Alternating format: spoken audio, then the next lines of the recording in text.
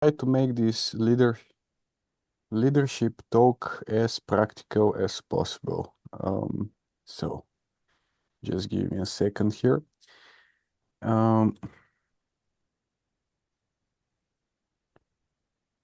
Good.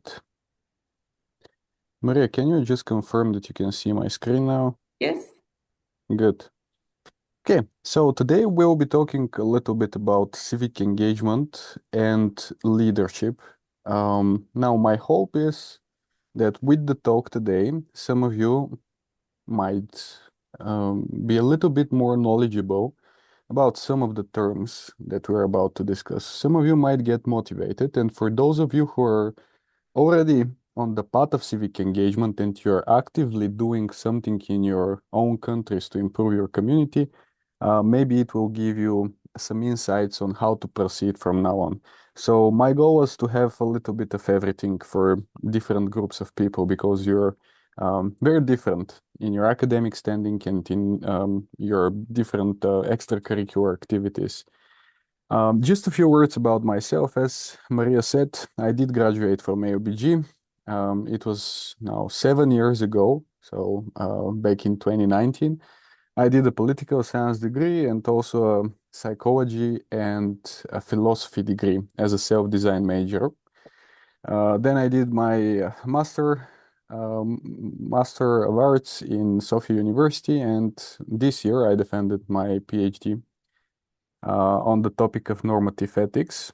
So currently I'm teaching as an assistant professor at AUBG, but also I'm doing various other projects, some of which I'll tell you later on. But I am the president of a youth organization here in Bulgaria called the US Ambassador Youth Council. It has chapters in 5 cities in Bulgaria, so Sofia, Burgas, Stara Zagora, Veliko Trnovo, and I'm missing something. And Blagoevgrad. We have our chapter at AUBG as well.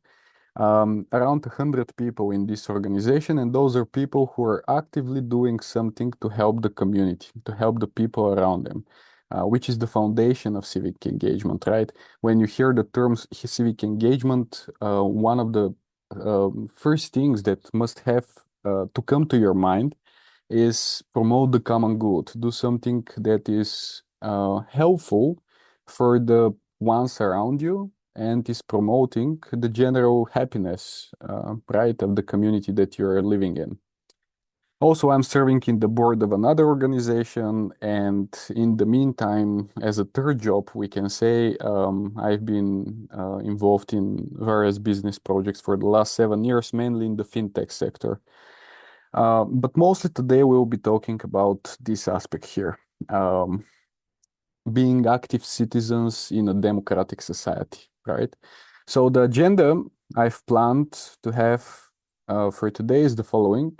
First, we'll be talking a little bit about the foundation of civic engagement, because if we do not live in a democracy, we simply can't forget about being active citizens and trying to help others, right? So um, I would assume that everyone being here, having the privilege to be here, we all live in a somewhat democratic society, and this is what enables us to be active citizens. Then a few words on leadership. Um, this would conclude our theoretical part, and then I will focus more on the practical side. So I'll give you some positive examples here from Bulgaria, and then I'll give you my own three stages of leadership, what I've seen over the past 10 years as a development of one person from just a participant, from just a volunteer, to being a leader and trying to inspire others to follow their path. So this is the plan. But since it's foundational, we have to start from democracy. And it's a very good question to ask because we take it for granted, as I said. Most of us live in a somewhat democratic country, but do we really realize what that actually gives us, and how do we determine how democratic our country really is? So um, the word itself comes from the ancient Greek, demokratia. So we have demos. as a core here, which means people, and then kratos, which means rule, power. So we can literally translate it into the rule of the people. Now, what we call today democracy is a little bit more complex because imagine back then, if you're living in the small city state of Athens, everyone could participate in political affairs. Unless you were a slave or a woman or a political prisoner, all free men of Athens could participate in political affairs, and this is what they would normally call a polity. But nowadays, since countries are much more complex, many more people live in those countries. This is why we need to elect representatives to be out there and participate in political affairs instead of us, so we can focus on other things, right? And since we are focusing on other things, and those elected representatives cannot do everything, this is where the role of civic engagement comes. But later we will elaborate on this. So most of the city-states, especially the allies of Athens, they were democracies back then. Uh, Now, just a little bit of terminology here. This is something we are studying in classes like um, political philosophy at AUBG, and sometimes it's introduced even in earlier classes like Introduction to Philosophy. But let me get you acquainted with Aristotle definition of good states.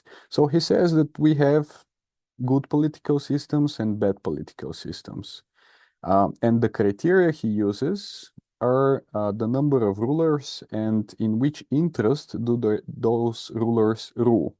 So if we have only one ruler and this ruler is ruling for the interest of the whole society, we call this a monarchy.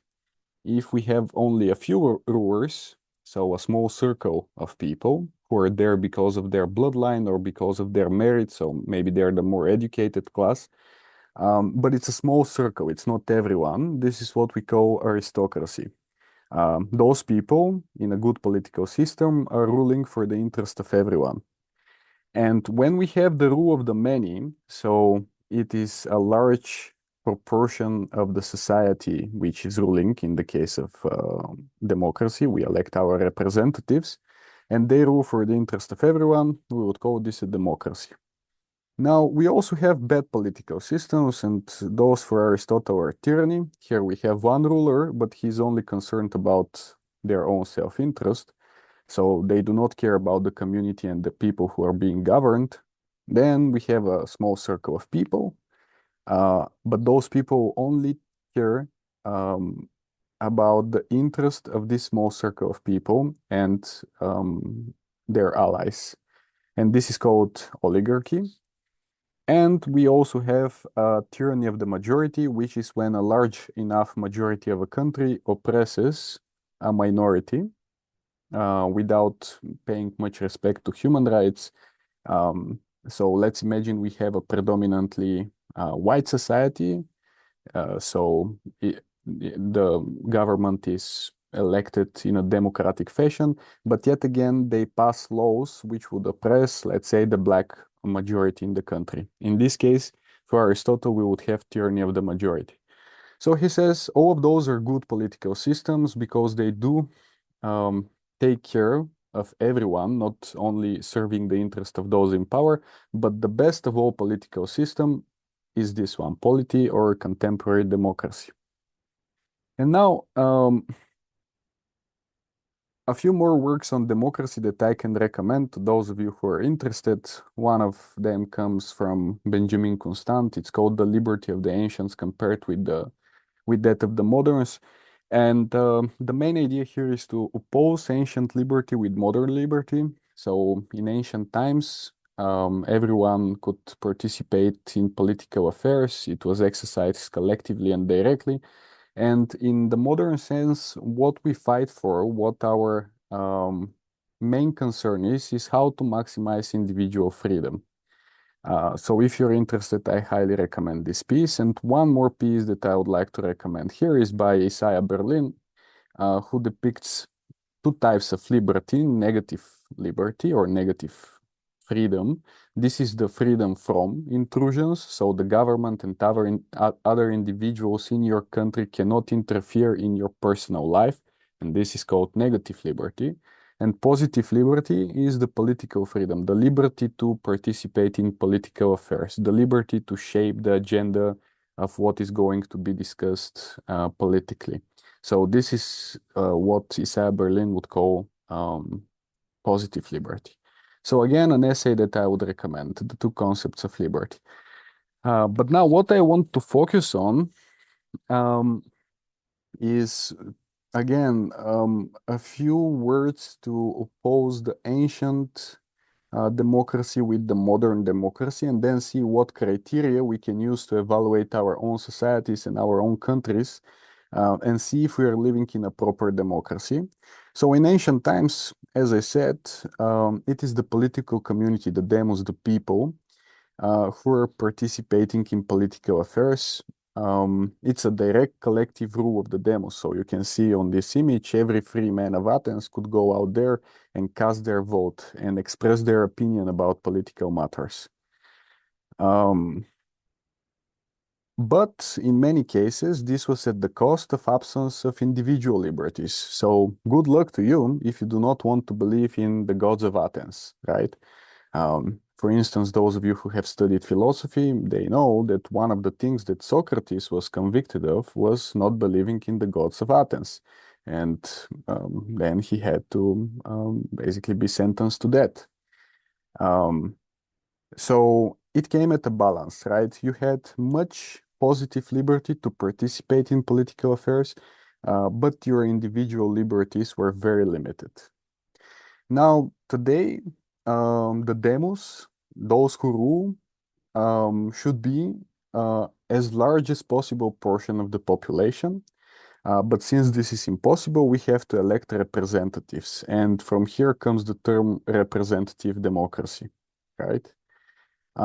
We also have separation of powers, which was not the case here in ancient times. So we have the people who issue the laws, we have the people who execute the laws, and we have another branch that makes sure that those laws are being followed. So that's the judicial branch. And more than ever, we are trying to balance this political liberty and individual liberty nowadays. So all of those movements fighting for the rights of a particular group, we are trying to maximize our individual liberty here. And from here comes the term liberal democracy, right? A democratic system in which certain rights of the people living in this system are being protected from intrusion by the government. Now, all of you, since we are gathered here today, you do know this, that living in a democratic system does not end only at the ballot box when we cast our vote. So I would like to introduce you to a couple of criteria that you can use to evaluate your own societies, whether or not it's functioning as a good liberal democracy. I did my master thesis on this, and I published an article trying to see if Bulgaria is a proper liberal democracy. It got published a few weeks ago. We can send maybe a link later on if anyone's interested. But the criteria that I'm going to use come um, from this person, Robert Dahl, and his work, Procedural Democracy. Now, let's go one by one, and as I present them to you, think about your own societies and try to give it a, let's say, a grade between 1 and 10. So the first criterion for living in a good democratic system is political equality. So the citizens' votes must receive equal consideration. If somebody is excluded from the demos, so from the voting part of the population, then those in power, they have to justify why. So, for instance, kids under the age of 18 in Bulgaria are excluded from the demos. And it's justified, right? Because they're not in the maturity of their mental capabilities, so they cannot make informed political decisions. So if the government is planning to exclude somebody, they must provide provide us with justification, a reasonable justification. But otherwise, everyone must receive equal consideration. So my vote as an individual, regardless of my social status, regardless of my, um, let's say, position in society or the wealth I have accumulated, would count as much as the vote of anyone else. Good. Then we have effective participation as a second criterion. So here, all citizens must have adequate and equal opportunities to form their preference, place questions on the political agenda, and express reasons for one outcome over another. What this means is not only to say that people are equal, but actually grant people the effective participation in political affairs. So this could range in a number of ways, but it could be from technological, so giving people the technological opportunities to adequately participate in political affairs. Um, it could be, let's say, dealing with maybe disabilities. So if you have a proportion of your population living with disabilities, have you make sure that those people can go and cast their vote and so on. So you as a government, you have to also think about this. It's not enough just to say that everyone's equal, but you have to give them an effective way to participate in political affairs. Then we have enlightened understanding. So this is the third criterion. So all citizens must have extensive and equal opportunities for discovering and affirming what choice would best serve their interest as citizens. How is this achieved? Well, freedom of media. How free is your media in the country that you are living? There is a freedom of media index. So if you want, you can go out online and look it up in Statista and see um, how um, how many points you have on this index. But it's freedom from intrusion, right? So political parties must not exercise their right to influence free media in the country. It should be objective if we want to have enlightened understanding of the citizens living within this city, within this state. Fourth criterion, control of the agenda. So the demos must have the opportunity to decide what political matter should be brought for deliberation. What this means is that you're not under the yoke of another country, or another state is not directly influencing you, what you have on your political agenda and what is going to be discussed, let's say, in the House of Commons and so on. So this is freedom from outside influence, so to say. And finally, you have inclusiveness, as broad as possible criterion for inclusion in the demos. So I think in Bulgaria, the only exclusions are for people who are in prison and for people who are under the age of 18. So if you do not belong for those in those two categories, then you're included in the demos. You can participate in political affairs. And now we understand on a basic level that participation in political affairs is only the right to vote, right? But this is not the case. Forming parties is political participation. Signing votes for a referendum is a way of political participation. Anything that would influence the political trajectory of the country would count here. And the government, if you want to be living in a good liberal democracy, they have to make sure that the portion of the population that can do so are as broad as possible. So now if you want, in your mind, you can do, let's say, a mean grade. So those are 5 criterion, let's say. So try to evaluate where your country scores. Now, as we said, I hope that for most of you, this would be 7 and above, because this means that you are living in a good functioning liberal democracy. And now, in this context, we can speak about leadership and civic engagement, because imagine living in a dictatorship. It would be really hard to think about the common good and do something that the government does not do, right? This is why I'm saying that this is an important ingredient. Um, Living as citizens in democracy. So let's define the terms here and then move to some examples. If you look at the word leader, in Old English, this is the one who leads or brings forward. So we can simply say that leadership is this ability to create some sort of a vision, try to imagine how things should look like, that this vision would inspire other people to move with enthusiasm towards this depicted goal. And throughout the examples that I'm going to show you, you would see that this is not something that happens only once. So you're not demonstrating leadership qualities only once, but it's a process. And for the individual, this means that this becomes state of character. Being a leader is a state of character. Uh, so if you're a leader in one thing, there is a decent possibility that you would be leader in other aspects of your life.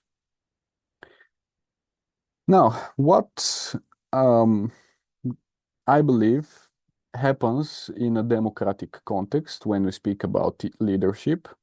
Um, all citizens, the demos, should take personal responsibility and try to somehow make their own contribution.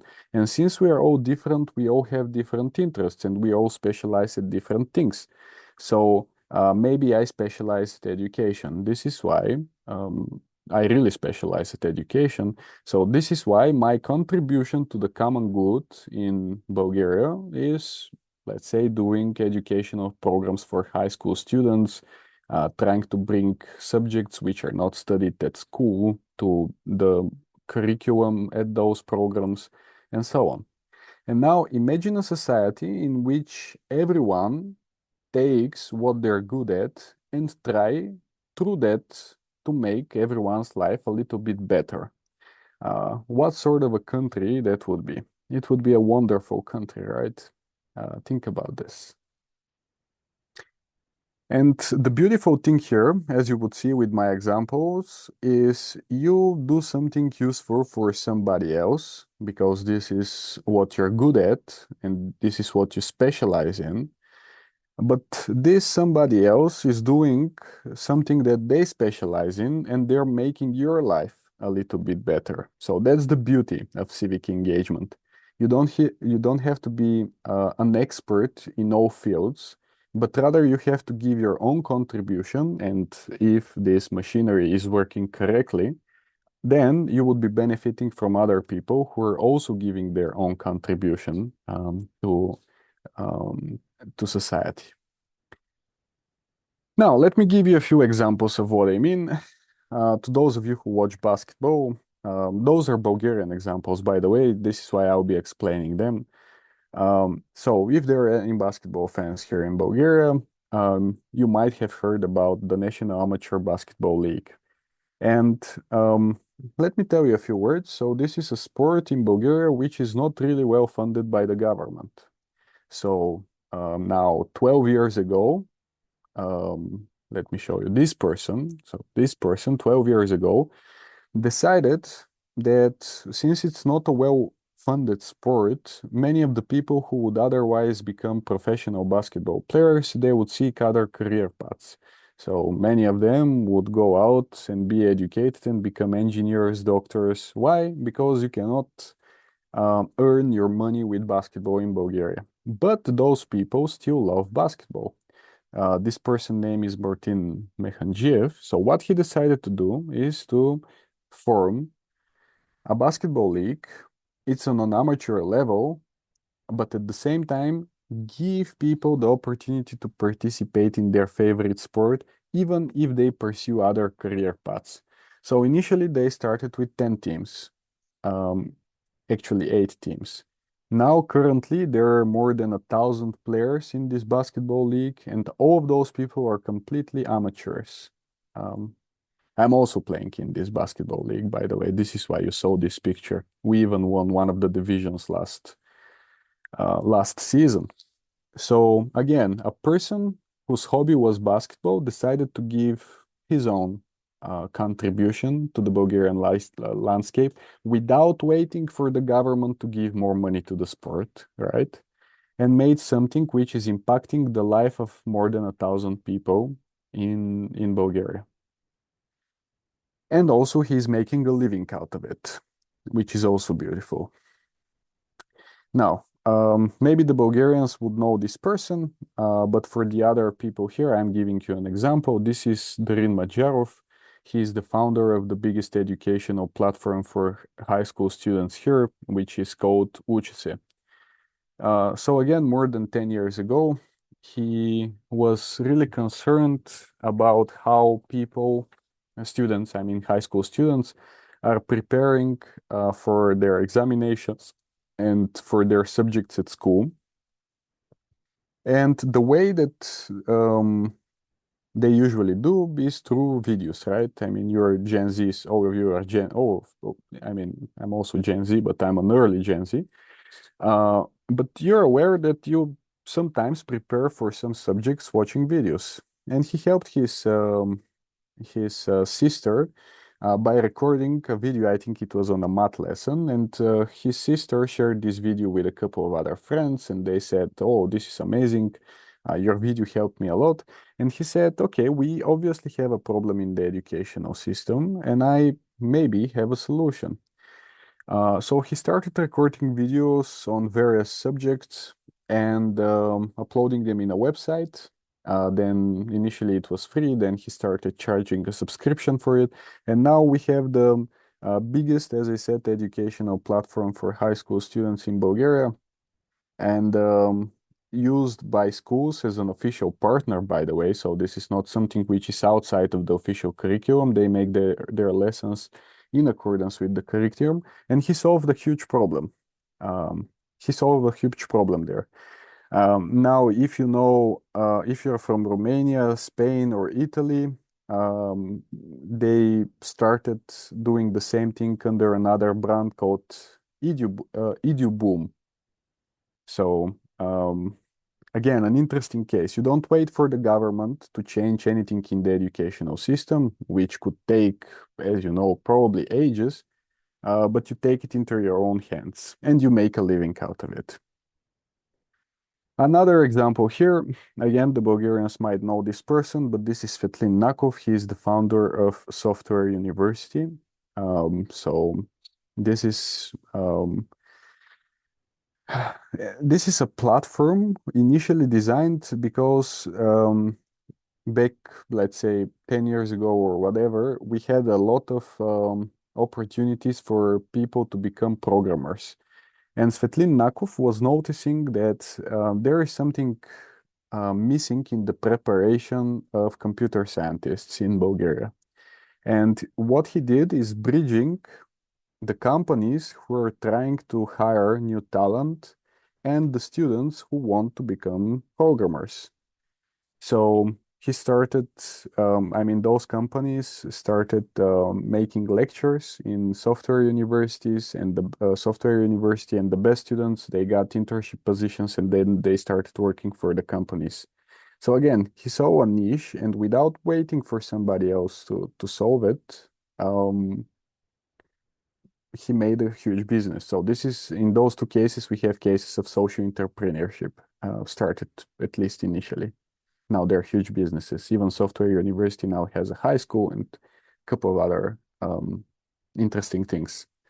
Now, this person you probably do not know, and I'm not speaking about a business person here. So this person is called Lilia Lenkova. So 15 years ago, she and her friends decided to establish something which is called the National Youth Forum.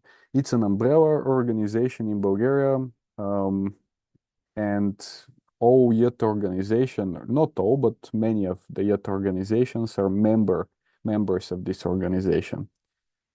So the problem she saw is that youth organizations, they do different things, but they don't have a centralized platform from which they can try to influence the youth politics in our country. So this was the founding force between the National Youth Forum. And she took the things in her own hands, started this organization. Now it's a huge organization, the largest umbrella organization of youth organizations in Bulgaria. And by the way, without probably this person, I wouldn't be here today because 10 years ago, she helped me a lot in my early stages of NGO development. So again, one of those people who does not wait for the government to ask young people, what do you want from us, but rather creates an organization with direct policy impact. Good. Another person, again, the Bulgarians might know her, but this is Zornica Mitkova. She is the founder of T-Innovator. T-Innovator is a 9-month long program in Bulgaria for high school students who want to get started with doing their own startups. So T-Innovator is the name of the program. And what she wants to foster is not that much that many of those businesses would eventually become successful, profitable, and they would become, billion-dollar companies, but rather try to get the students some practical experience, real business world experience. So you're not waiting, let's say, for the government to propose internship opportunities or to make a program in which you can apply to become better at entrepreneurship, but you create your own program. And now I think there are more than 1,000 students. AUBG is a partner. One of the biggest events was just this weekend of the program. So more than 1,000 students' life are impacted every year for 7 consecutive years. I think now 8 maybe. Uh, uh, because she did not wait for any um, help, right? One more example, and I think that's one of my last ones. So this person is named Wazar Radkov, and he noticed that people are throwing away. Let me see if I have no. People are throwing away the caps of their bottles, right? And this is huge waste. So on one hand, he decided to collect those. On one hand, this is because this is a good practice to recycle them, but also because he wanted to donate the money to something which is helping hospitals deal with newborn babies. So this is a neonatal ambulance that they bought just by recycled caps from bottles. And this initiative is continuing all over Bulgaria, by the way. So if you're living in Bulgaria and you see Kapachki za бъдеще or caps for the future translated to English, this is this man staying behind. So again, not waiting for the government to buy this ambulance, but rather taking the initiative in his own hands. And finally, this is a little bit off topic, but 16 years ago, a couple of blues and rock enthusiasts, they decided that the government will not be funding any festivals. And kind of this music is not that much popular, so it's expected to be like this. But they decided to form a small festival near Veliko Trnovo in the small village of Mindija. And for 16, now 17 consecutive years, they've been doing this festival over and over and over again. So they're making the life of all those people. It could be only a few hundred people, yes, but they love blues and they love, let's say, old school rock and roll. It's not a profitable event. They're doing it free of charge. I think it's sustained by donations. But again, we have the same example over and over again. Somebody who does not wait, but rather takes it in their own hands. Perfect example of something which I was part for many, many years. This is the 5 kilometers run in Bulgaria. So the founder of this initiative was living in the UK, and he saw that every Saturday people would gather to run for a couple of miles in London. Once he got back to Bulgaria, he decided to establish the same thing. Again, free of charge, making the lives of hundreds of runners um, more communal, if you will, because those people meet, they exchange contacts, um, they have some good time every Saturday. They don't do it on their own. So if you've been a runner, maybe this is something which is bothering you because you have to do it on your own. So he removes this obstacle. And I think, again, a very good example. Now, we are speaking only about organization and businesses here, but let me give you a more practical one. I'm living in Sofia and next to my neighborhood, I lived next to this neighborhood, which had problems with the rubbish for quite some time because of some governmental issues, in municipality issues in which I'm not going to go in detail, but this is how it looked like, right? Uh, and what happened is that people started organizing them in Facebook groups, Viber chats, and so on. So instead of waiting for the municipality to clean it, they organized themselves every Saturday. They would get those plastic cans and they'll collect the rubbish and the rubbish would be gone. And I was watching some more pictures from this period, and I was watching this person who says, I wanted to clean up a little bit. Those are two neighborhoods in Sofia, and he really looked familiar. I didn't know from where, but then I asked my friend, this person really looks familiar, and he said, of course, this is this person from the basketball league. So, um, and you start making connections, right? This is why I told you, you do something which benefits um, a group of people based on your expertise, based on what you're enthusiastic about at this moment, and you benefit from other people. So this person is benefiting from Martin Mekhanjiev, who founded the National Basketball Amateur League, and everyone living in those two neighborhoods are benefiting from the efforts of this person, right? This is how civic engagement works, and that's the beauty of it. And here is the question for you to reflect on. So, what is the useful thing you as an individual, as a citizen living in your own country, what do you do to better the environment, to better the society around you? If there is nothing, then you have to think about it because I'm pretty sure that all of you are talented and educated young people. So you can help somewhere. You can use your expertise to help somewhere. There is a really good quote that I'm going to show you in a second. So leadership in democratic context, this is only taking responsibility as a civil society to solve problems and create a more favorable environment for everyone else. And if everyone does so, we would live in a perfect society. The problem is that not everyone does so, right? And here is my favorite quote by JFK. Ask not what your country can do for you, ask what you can do for your country. Good. And now, finally, because before I close, give you the floor for some questions, let me tell you how I see these stages of leadership. So first, we've established that to be able to be active citizens and freely solve issues, we have to be living in a democratic society. But now, if you want to take on this role, how to approach it? And maybe some of you would be on stage one, maybe some of you would be on stage two. I highly doubt that there is anyone on stage three yet, given your age, but let's see. So, um, the first step, in my opinion, is to join a cause or an organization and contribute in some way. Um, Now, this is me here when I was 16, 17. So it's like 10 years ago when I was a volunteer at the Bulgarian Red Cross.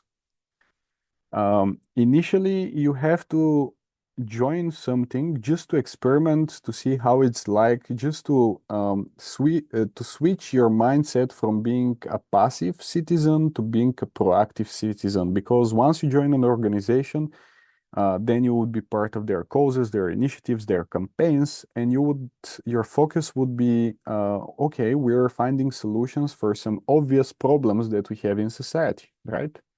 So this is the first step. Maybe you don't like the Red Cross, then you join the next organization. let's say it deals with animal rights. And in this organization, you now find to be passionate about. But the important thing is to start experimenting. I see that some questions are popping. I'll check them in a second. I'm almost done here. Okay, step number two. Once you decide what your cause is, you start creating solutions in that area. Because if you know what you like doing, then you would become good at it. So this would be your expertise. So at some point, I decided that what I liked in the Red Cross were the educational camps. So the campaigns that we had to educate other people. And I decided that education would be my cause, and in my school, I started doing initiatives. Many of those were educational initiatives. So here, for example, I'm doing a workshop as a 12th grader to 9th to 11th graders from my own school on public speaking. But what allowed me to go to step number two, so dealing with education exclusively, was going through stage and step number one. I tried different things. I shifted my mindset from being a passive citizen to being a more proactive citizen, and then I started creating my own things, right? And this is the step on which you would spend Mm, I would say most of your time, because step number three, I would say, is the mastery step. So at some point, you would look around and you would realize that what you've done seems to be enough. You seem to have mastered what you're doing right now.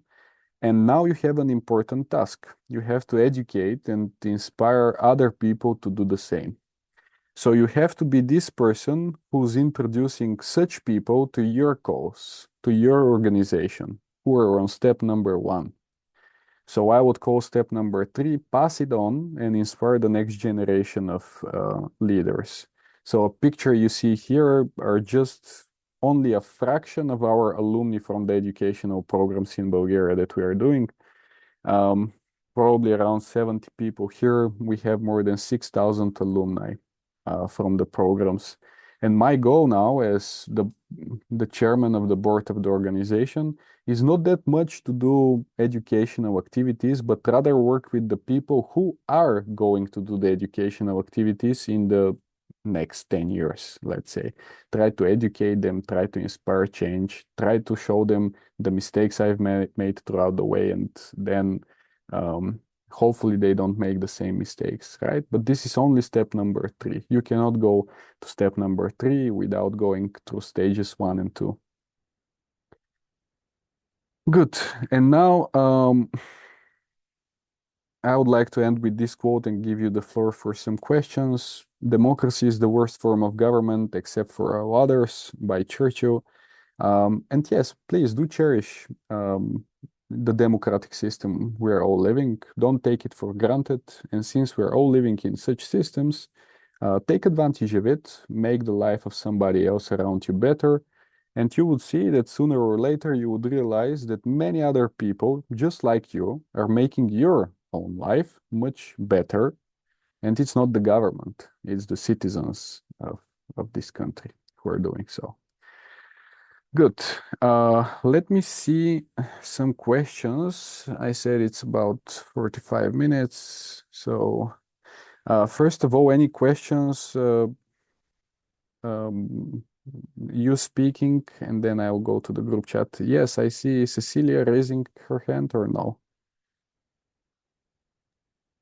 Yes, hello. Well, something is Hello. wrong with my camera, so I'm so sorry. I cannot That's turn fine. it on. Firstly, thank you for an amazing lecture. It was really interesting, and I do agree with the concept of that citizens are the ones who should take responsibility and help the society in general.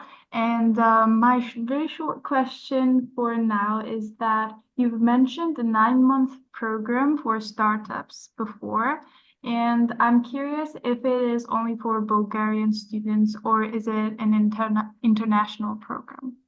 The one that I mentioned, the T-Novator one, it's only for Bulgarian students.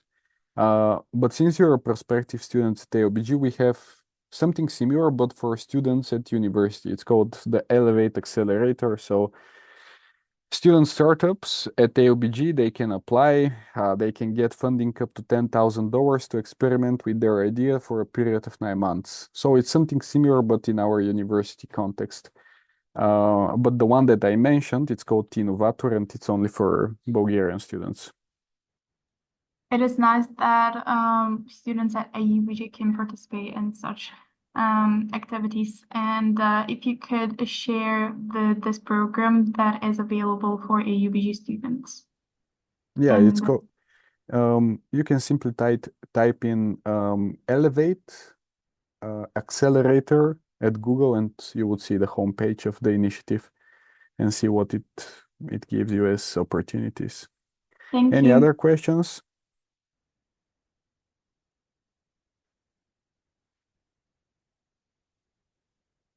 Ivan Georgiev, yes. Yes, hello. So my question is on the topic of civic engagement. I would like to ask you, how do you distinguish between civic engagement that creates measurable impact and engagement that builds personal branding?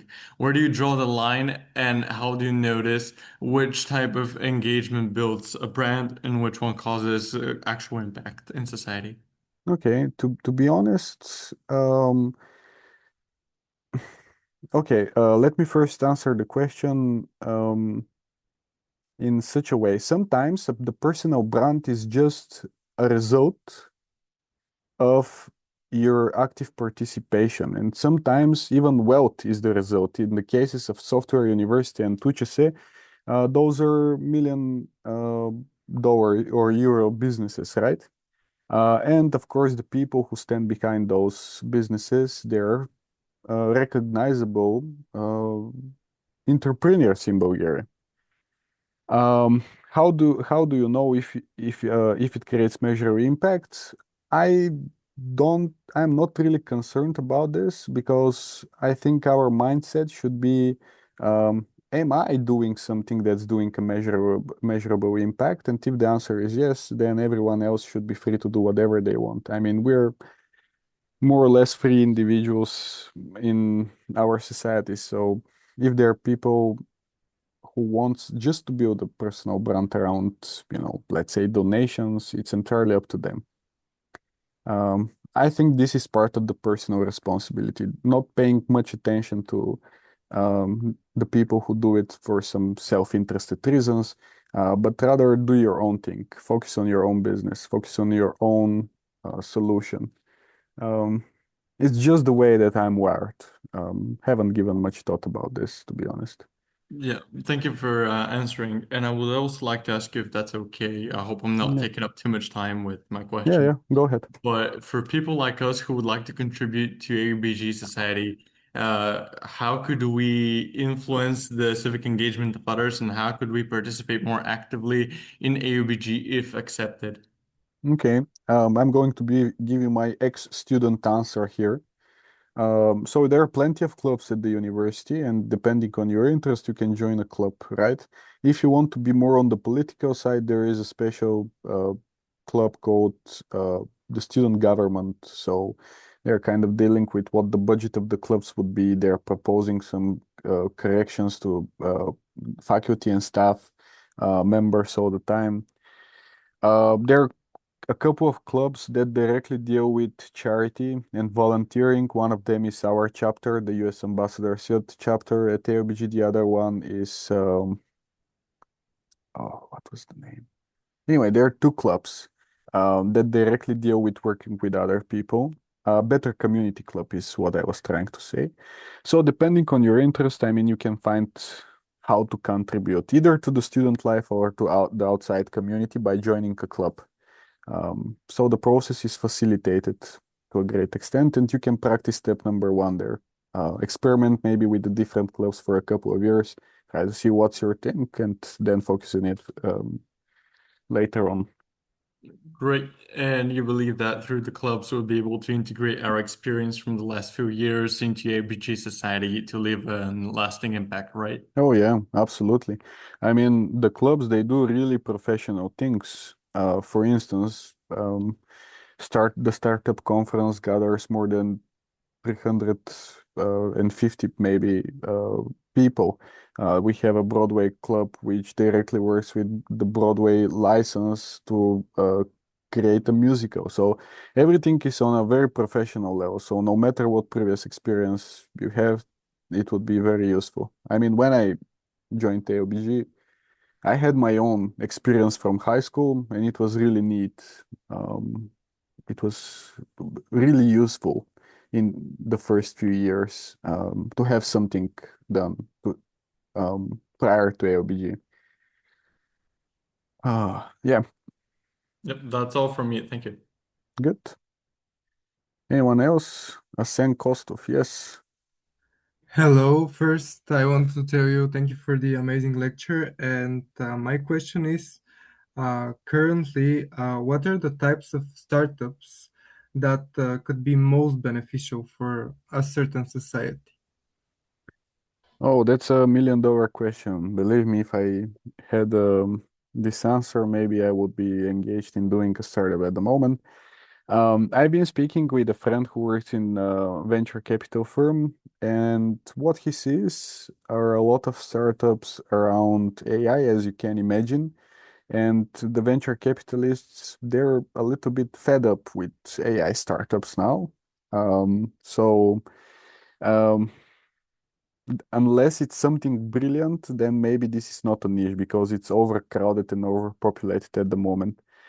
Um, I really don't know. I mean, I believe that there is a lot of future in blockchain startups. This is something I've been researching for the past couple of years based on my experience in the fintech sector. Especially blockchain applied outside of cryptocurrencies. So imagine a delivery process. So they're delivering your, let's say, Temu item from China to Bulgaria. But instead of having this manual way of scanning a QR code and then going into a backend system, you have this written on the blockchain. So for instance, this is something I've been exploring recently. Um, Definitely they have to do with technology, especially if you want to scale it up. Um, any any other questions? Thank you for the answer. And I have another question. What about startups that reflect global issues? That's okay. What do you mean? Give me an example of a startup reflecting a global issue. Do you think maybe AI startups are maybe more beneficial than startups that are concerned with global warming, climate changes, and so on? I mean, could be. Here, what you risk is going a little bit too idealistic because if you think that one single startup can solve global warming, um, the venture capitalists who are about to give you money to work on this startup, they would simply say, well, no. But if you are solving one concrete problem in this whole issue, then I believe, yes, of course, there is potential there. And then maybe you cannot sell it to the end customer like me and you, but you can sell such a product or a service to governments if they see that you're somehow improving the situation. Let's say reducing emissions because you gave global warming as an issue. So it depends on the niche. It depends on your expertise because when you're creating a startup, after all, you're creating it around something that you believe you have expertise on. Um, yeah.